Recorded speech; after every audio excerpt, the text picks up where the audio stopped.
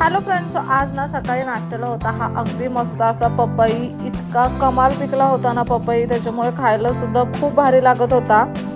पप्पांनी ना पपई सुद्धा छान कट केलेला, त्याच्यामुळे काट्या चमच्याने अशा पद्धतीने पपई तोडून खायला खूप मजा आली.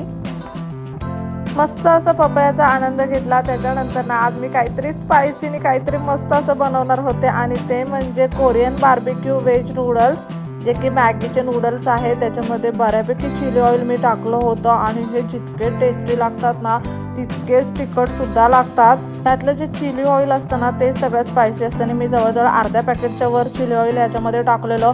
इतकं भारी लागलं हे खायला, आणि फर्स्ट बाईट खाल्ल्यानंतरच ते इतकं तिखट झालं होतं ना, तरी सुद्धा अगदी चवीने आम्ही सगळ्यांनी हे खाल्लं, आणि इतकी मजा आली होती ना आज. तुमच्याकडे आज स्पेशल काय होतं मला कमेंट करून नक्की सांगा.